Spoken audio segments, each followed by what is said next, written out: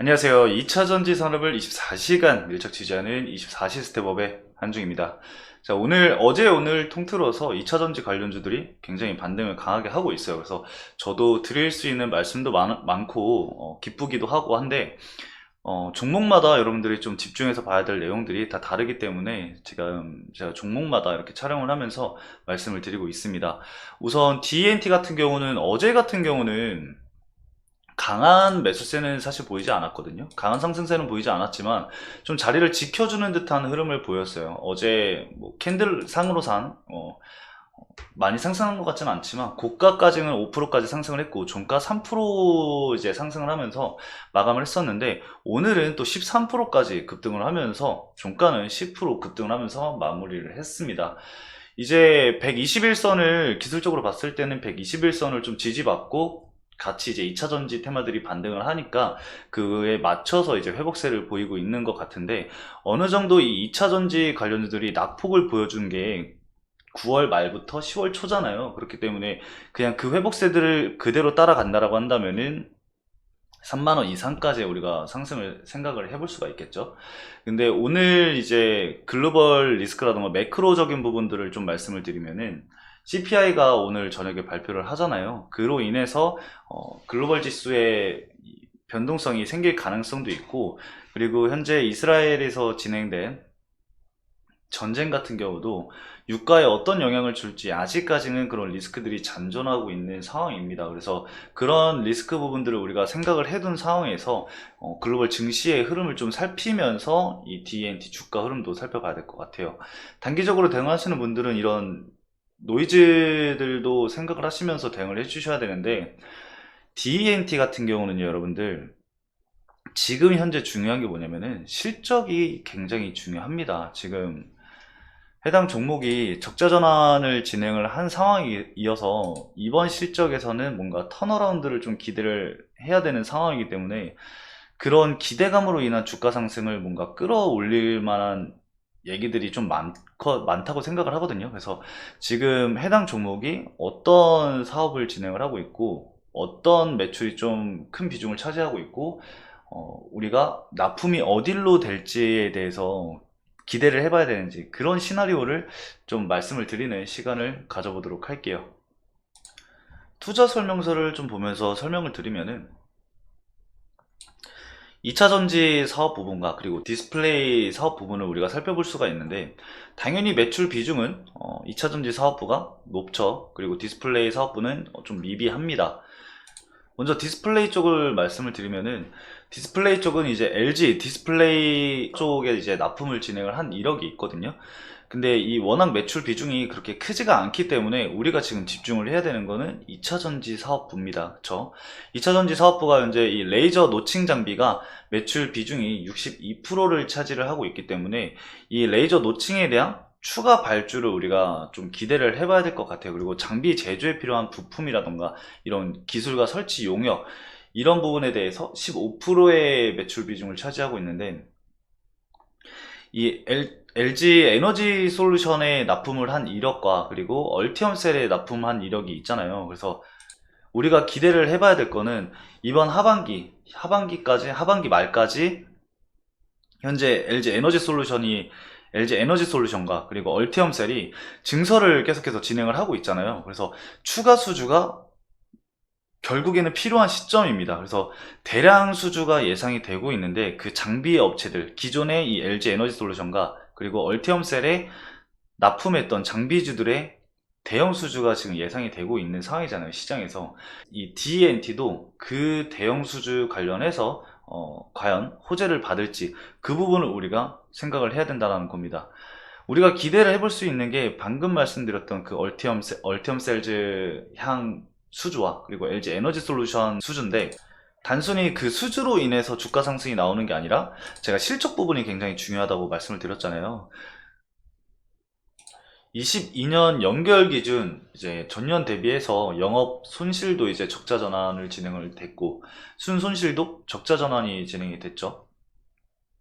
그래서 조금 전에 말씀드렸던 뭐 얼티엄셀이라던가 LG 에너지 솔루션에 납품을 진행을 하면서 대형 수주 대량의 수주를 진행이 되고 장기 계약이 진행이 된다라고 한다면은 이 실적 부분에 반영이 되면서 턴어라운드를 좀 기대를 해볼 수가 있거든요. 근데 주식이 보통 사업이 계속해서 잘 되는 기업들은 꾸준한 상승을 보이지만 이 적자 전환으로 이제 적자 지속이 계속됐던 기업들이 턴어라운드를 하는 날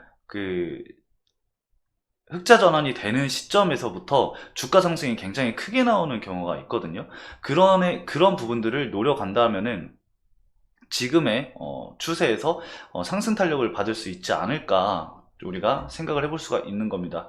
이 실적 부분이 현재 좋지가 않음에도 불구하고 D&T도 꾸준한 주가 상승이 나온 상황이에요. 그래서 약간 지금 이 실적 부분에 대한 절실함 그리고 추가 수주에 대한 절실함이 정말 큰 종목인 만큼 리스크를 감안하면서 대응 전략을 짜 나아가셔야 될 것 같습니다. 제가 모든 영상에서 말씀드리는 거지만 항상 이 상방과 그리고 하방에 대한 투자 전략은 존재해야 됩니다. 그래서 주가 상승이 나온다고 해서 무조건 추격해서 매매를 진행을 하는 게 아니라 이 D&T 같은 경우도 주가 상승이 되려면은 어떤 이슈들이 있어야 될까? 그 이슈들이 나왔을 때 주가 상승은 과연 어느 구간까지 나올 수가 있을까? 그리고 어떻게 하면은 주가 상승이 나올 수 있는 시점일까?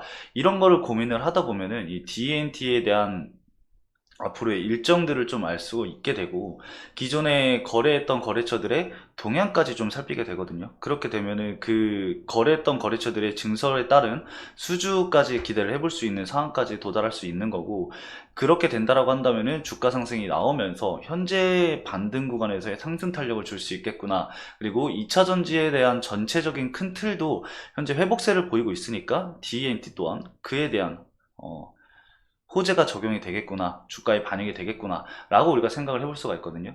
근데 이제 반대로는 매크로적 리스크, 말씀드렸던 매크로적 리스크나 글로벌적 리스크 같은 경우를 우리가 생각을 했을 때 다시 한번 조정이 나온다고 한다면은 어디까지 떨어질 수 있겠구나를 미리 감안을 해둬야 된다는 거죠. 만약에 121선을 지지를 하지 못하고 추가 하락이 나왔다고 한다면은 이 D&T 같은 경우는 17,500원까지 하방으로 추가적으로 열렸을 겁니다. 하지만 그 구간들을 자리를 지켜주면서 반등을 하는 모습을 보였어요.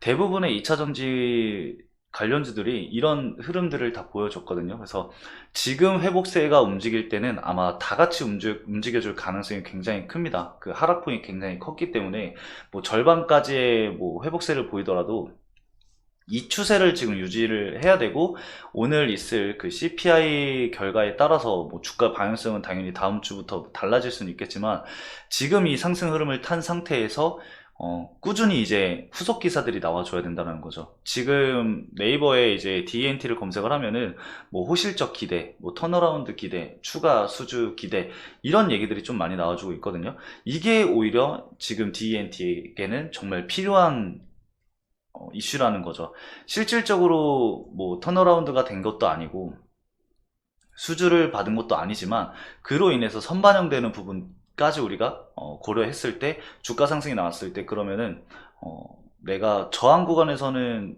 어느 정도 차익 실현을 진행을 해야 되겠다, 이런 판단이 가능해지겠죠. 그래서 여러분들도 분명히 제가 말씀드렸던 것들을 생각을 하고 있으셨을 거예요. 그래서 제가 말씀드렸던 이슈들과 그리고 수급들 그리고 미래에 있을 일정들을 여러분들이 감안을 했을 때 이 D&T에 여러분들이 목표가를 어느 정도 잡았을지, 그리고 현재 이 차트상 그 지지 구간은 어딘지 저항 구간은 어딘지에 대해서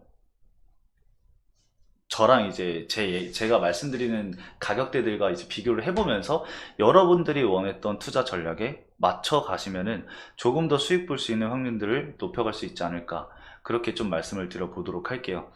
현재 회복세가 나오면서 D&T는 27,500원이라는 1차적인 저항 구간에 이제 맞닥뜨려졌습니다. 회복세가 이어진다라고 한다면은 해당 구간은 돌파가 나오면서 21선도 돌파가 나오겠죠. 그러면은 기존에 있던 박스권 구간에 재진입하게 됩니다. 그러면은 해당 박스권 이 바운더리 안에서의 재차 일부 등락을 보면서 횡보를 하는 모습이 보여질 겁니다. 그 구간에서 이제 제가 말씀드렸던 우리가 기다렸던 대형 수주라던가 이런 게 이제 일정이 소화가 된다라고 한다면은 기존에 있던 저항대 상단, 밴드 상단 구간을 강하게 돌파하는 흐름도 우리가 기대를 해볼 수가 있으니까요. 여러분들이 가격대마다 대응 전략을 좀 짜 두시면은 우리가 예상했던 그런 흐름들이 나오지 않고 조정이 나왔을 때 빠르게 대응을 하실 수가 있으니까요. 이런 부분도 좀 고려를 하시면 좋을 것 같습니다. 수급을 좀 살펴보도록 할게요. 오늘 외국인 물량이 좀 많이 매도 물량이 나왔어요. 그리고 개인 물량이 좀 매수세가 많이 나왔는데 결과적으로 수급이 뭐 중요하긴 합니다. 근데 거래대금이 지금 평균 이상이 터진 것도 아니고 뭔가 거래대금이 굉장히 많이 터졌을 때 들어오는 수급들을 봐야 돼요. 개인들의 물량이 너무 많이 들어온다 싶으면은 단기적인 차익 실현 부분을 좀 생각해 볼 수 있겠고, 만약에 이 외국인 물량이 상승 견인을 하는데 모건 스탠리나 뭐 단기 차익 실현하는 외국계 증권사에서 물량이 들어온다라고 했을 때도 우리가 이제 단기적인 차익 실현을 좀 고려를 해볼 수가 있겠죠.